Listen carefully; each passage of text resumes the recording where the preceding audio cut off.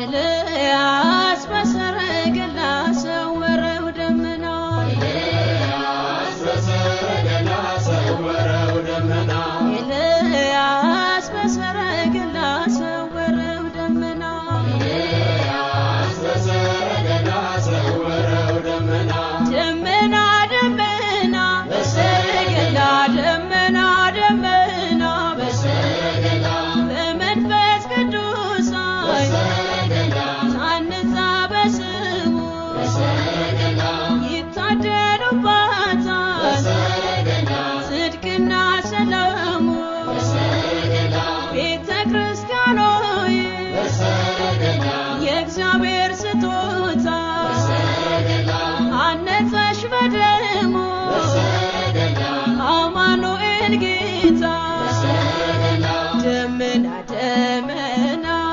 በሰረገላ ደመና ደመና በሰረገላ ቅዱስ አሐዱ አምላክ አሜን። በስመ አብ ወልድ ወመንፈስ ቅዱስ አሐዱ አምላክ አሜን። በስመ አብ ወልድ ወመንፈስ ቅዱስ አሐዱ አምላክ አሜን።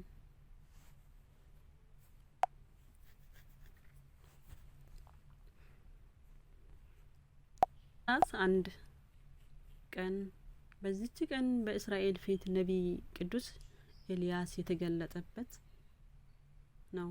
የእስራኤላዊ ቅዱስ ናቡቴ ረፍቱ ነው።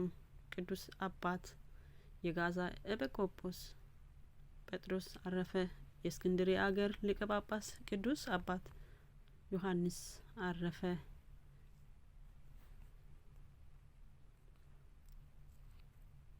የዕለቱ ስንክሳር ቅዱስ ኤልያስ ርዕሰ ነቢያት። ሰላም ለእናንተ ይሁን ውድ ቻናል ቤተሰቦች፣ ሰላም እግዚአብሔር ከሁላችንም ጋር ይሁን። እንኳን አደረሳችሁ አደረሰን ለዚች ቀን። ቅዱሳን አባቶቻችን ረድኤታቸው በረከታቸው ይደርብን።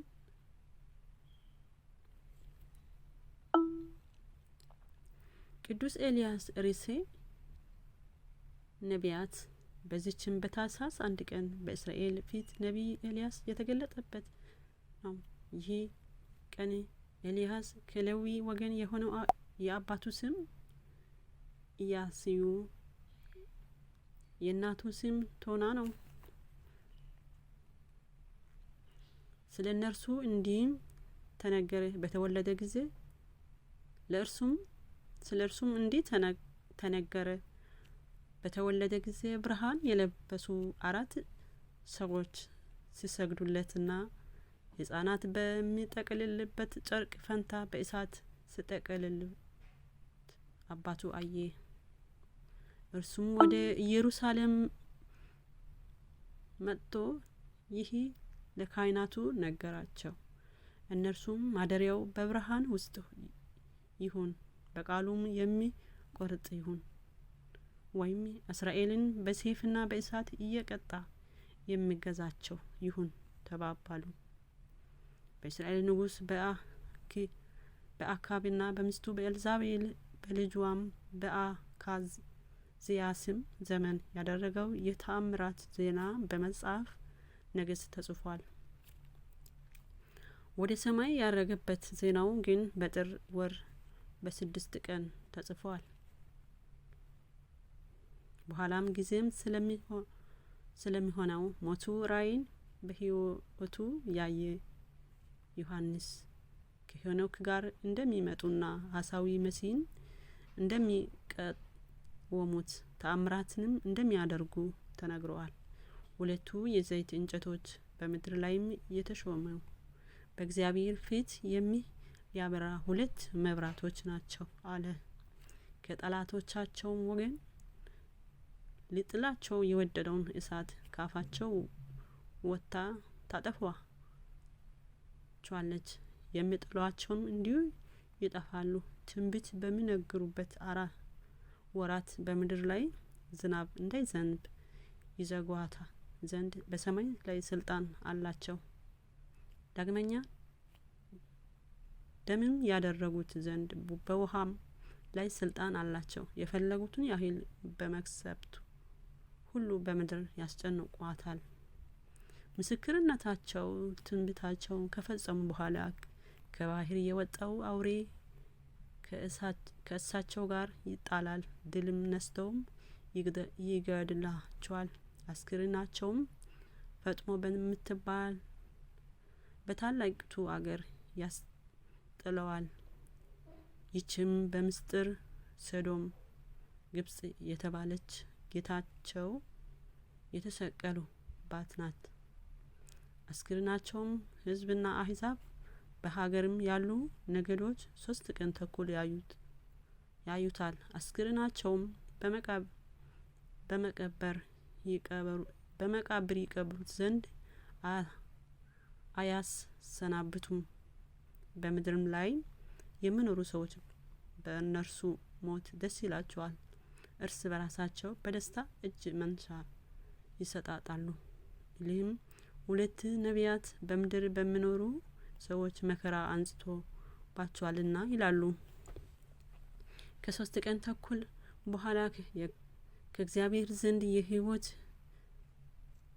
መንፈስ መጥታ ታደርስባቸዋለች። ተነስተውም ታድርባቸዋለች። ተነስተውም በእግራቸው ይቆማሉ። በሚያዩአቸውም ላይም ጽኑ ፍርሃት ይሆናል። ከወደ ሰማይ ቃል መጥቶ ወደዚህ ውጡ ይላቸዋል። ከዚህም በኋላ ጠላቶቻቸው እያዩዋቸው በደመና ያረጋሉ። በዚችም ሰዓት ጽኑ መናወጥ ይሆናል። የዚችም አገር 10ኛው አዋጅ እጅዋ ይጠፋል። በዚያም መናወጥና 7,000 ሰዎች ይሞታሉ። የቀሩት ግን ደንግጠው የሰማይ አምላክ ፈጽመው ያመሰግናሉ። ቅዱስ ናቡቴ ኢዝራኤላዊ። በዚህችም ዕለት የእስራኤላዊ ናቡቴ ረብቱ ነው። ይህ ናቡቴ በሰማሪያው ንጉስ በአካብ ቤት አጠገብ የወይን አትክልት ቦታ ነበረው። አካብም ናቡቴ ለቤቴ ቅርብ ነውና የተክል ቦታ ይሁነኝ ዘንድ ይህን የወይን ቦታ ስጠኝ፣ ከሱ የሚሻል ሌላ የወይን ቦታ እሰጠዋለሁ፣ ዋጋህም እንደሆነ የዚህ የወይን ቦታ ሻጭ ወርቅ እሰጣለሁ፣ የተክል ቦታ ይሁነኝ አለው። ናቡቴ አካብን የአባቶች ርስት እሰጥ ዘንድ እንዲህ ያለ ነገር እግዚአብሔር አያስጥልብኝ አለው። አካብም አዝኖ ሄደ። ፊቱም ተከናንቦ በመኝታው ተኝቶ እህልም አልበላም። ሚስቱም ኤልዛቤል ወደ እርሱ ገብታ እንዲህ የማትበላው ምን ሆንክ? የሚያሳዝንስ ምንድነው? አለችው። የኢዝራኤላዊ ሰው ናቡቴ የወይኑን ቦታ በዋጋ ሽጥልኝ፣ ትወደውም እንደሆነ ስለ እርሱ ፈንታ ሌላ ቦታ እሰጣለሁ ብዬ ብነግረውም የአባቶች ርስት አልሰጥህም ብሎኛል። ስለዚህ ነው ያዘንኩ አላት። ሚስቱም ኤልዛቤል ዛሬ እንዲህ የምታደርግ አንተ የእስራኤል ንጉስ ነህ። አሁንስ ተነስተህ እህል ብላ፣ ራስህንም አጽና፣ ልቦናህም ደስ ይበለው። የእስራኤል ሰው የናቡቴ ቦታ እኔ እሰጠዋለሁ አለችው። በአካብም ስም ደብዳቤ ጽፋ በማህተምም አትማ ያችን ደብዳቤ ከናቡቴ ጋር ወደሚኖር ወደዛ አገር አለቆችና ወደዛችም አገር ሽማግሌዎች ላከቻት። የዚያችም ደብዳቤ ቃል እንዲህ የሚል ነው። ጾምን ጾሙ፣ ናቡቴን በሕዝቡ ፊት አስቀመጡት። የሐሰት ምስክሮችም 2 ሰዎች አስነሱበት። እግዚአብሔር ሰደብከው፣ ንጉስንም ረገምከው ብለው ይመሰክሩበት። ከተማቱም ወደ ውጪ አውጥታችሁ በድንጋይ ወግራችሁ ይሞቱ የሚል ነው። እንዲህም በግፍ ኤልዛቤል አስገደለችው። ቅዱስ ጴጥሮስ ዘጋዛ። በዚችም ቀን ቅዱስ አባት የጋዛ ኤጲስቆጶስ ጴጥሮስ አረፈ። ይህም ሩሃ ከሚባል አገር ክብር ካላቸው ወገን ነው። ይሾመውንም ዘንድ ወላጆቹ ለንጉሱ ቴዎዶስም ሰጡት። እርሱም ግን ሹመትን ክብርን ይጠላ ነበረ። በንጉሱ አዳራሽ ውስጥ በጾም በጸሎት በስግደት ተጠምዶ ኖረ። ከእርሱም ጋር የፋሪስ አገር ሰማዕታት ስጋ አብሮት አለ። በዚያም ጊዜ እድሜው 20 ዓመት ነው። ከዚህም በኋላ ከገዳም ወደ አንዱ ገዳም ሄዶ ምንኩስናውን ጽኑ ተጋደለ። የቅድስናውን የተጋድሎ ዜና በሰማ ጊዜ ያ ፈቃድ ወስደው ጋዛ በምትባል አገር በአውራጃዋም ሁሉ ላይ ኤጲስቆጶስነት ሾሙት። ስለ እርሱም የቁርባንን ቅዳሴ በሚቀድሱ ጊዜ ህብስትን ሲፈቱት ጻዕሉንም እስቲ መላው ድረስ ብዙ ደም እንደሚፈስ ተናገረ። የቅዱስ ያዕቆብ ዘጊምድን ስጋው ወደ እርሱ ወስደው ከኢየሩሳሌም ገዳማት በአንዱ ገዳም ኖሮ። በከሃዲውም መርቅያን ዘመን ወደ ግብጽ አገር ሽሽ። የቅዱስ ያዕቆብ ስጋው ከእርሱ ጋር አብሮ ነበር። በዚያም ጥቂት ጊዜ ኖረ። በአንዲት ዕለት መስዋዕትን አዘጋጅቶ እርሱ ሲቀድስ ቆመው የነበሩ ሕዝብ እርስ በርሳቸው ይነጋገሩ ነበር። በቅዳሴው ቁርባን ጊዜ ቅዱስ ጴጥሮስ አልገሰጻቸውም። የእግዚአብሔር መልአክ አይቶ ወደ ታች ሲወረውረው ወዶ ከመከላከላቸው አንስቶ ያዘው። ግን ታግሶ ተው። እነርሱ መግሰጽ አፍሮ አከብሯቸውና። የከሃዲ መርቅያን ዘመን በተፈጸመ ጊዜ ወደ ፍልስጤም ምድር ተመልሶ አብያተ ክርስቲያናት አጠናከረ። ከግብጻዊ አባ ኢሳያስም ጋር ተገናኘ። ዜናውም በንጉሱ ዘይኑን ዘንድ በተሰማ ጊዜ ንጉሱ ሊያየው ወደደ። እርሱ ግን አልወደደም። ከዚህም በኋላም ክብር እጅግ ይሸሽ ነበርና። ከዚህም በኋላ ጋውር ከሚባል አገር ዳርቻ ደርሶ በዚያ ተቀመጠ። የተመሰገነ የሰማዕታት ፍጻሜ የሆነው የሊቀ ጳጳስ ጴጥሮስ በዓሉ በደረሰ ጊዜ የቁርባን ቅዳሴ ሰራ። ቅዱስ ጴጥሮስም ተገለጠለትና ክብር ይግባውና ጌታችን ኢየሱስ ክርስቶስ ወደ እርሱ ትመጣ ዘንድ ይጠራሃል አለው። ከዛችም ቀን ወዲህ የእረፍቱ ጊዜ እንደ ደረሰ አውቆ ሕዝቡንም ጠራቸው። በቀናች ሃይማኖት እንዲጸኑ አዘዛቸው። ከዚህም በኋላ እጆችን ዘርግቶ ነፍሱ በእግዚአብሔር አደራ ሰጠ። ቅዱስ አባት ዮሐንስ ሊቀ ጳጳስ። በዚች ቀን የእስክንድርያ አገር ሊቀ ጳጳስ ቅዱስ አባት ዮሐንስ አረፈ። እርሱም ለአባቶች ሊቀ ጳጳስ 30ኛ ነው። ይህም የከበረ ቄስ የሆነው የገሚኑድ አገር ሰው ነው። በዘመኑም የቅዱሳን ሰማዕታት የሰርጌስና የባርኮስ ቤተ ክርስቲያናቸው ተሰራቸው።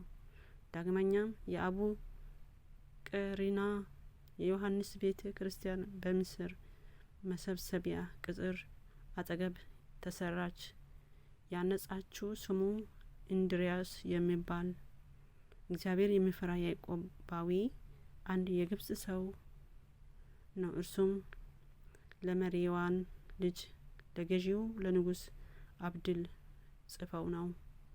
ይህም አባ ዮሐንስ የወንጌላዊ ቅዱስ ማርቆስ ቤተ ክርስቲያን በእስክንድርያ አገር በታወቀ ቃሚስ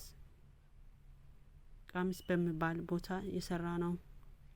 በዚህም በንጉሱ አብዲል ዘመን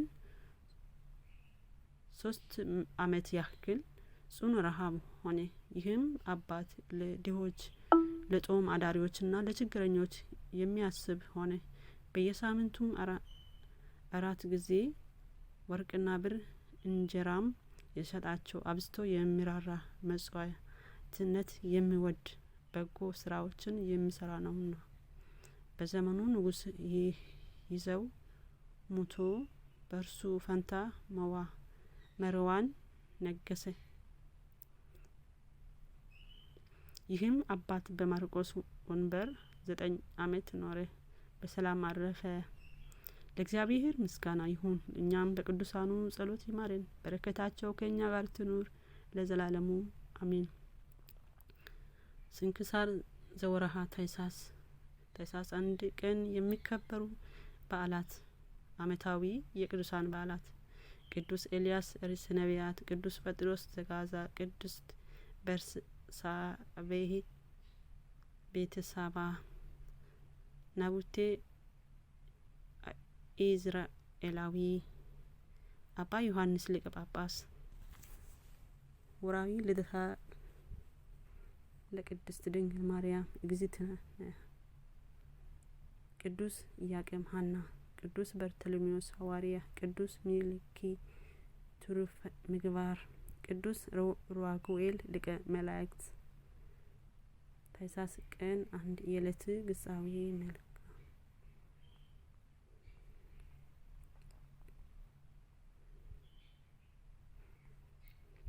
ነገር ግን እውነት እላችኋለሁ በኤልያስ ዘመን 3 አመት ከ6 ወር ሰማይ ተዘግቶ ሳለ በምድር ሁሉ ብርቱ ረሃብ በነበረ ጊዜ በእስራኤል ብዙ መበለቶች ነበሩ።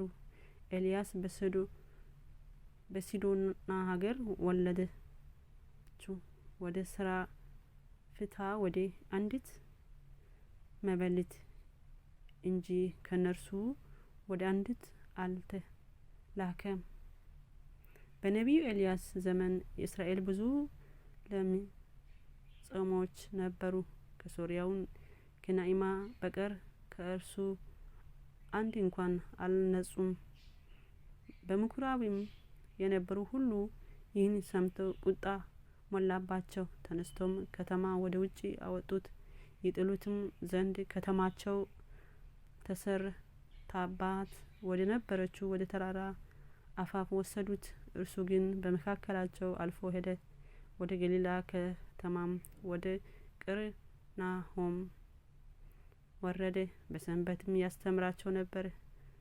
ቃሉ በስልጣን ነበረና በትምህርትም ተገረሙ።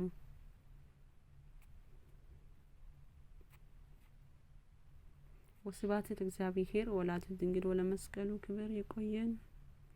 ከቅዱሳኑ ረድኤት በረከት ያሳትፈን። አሜን።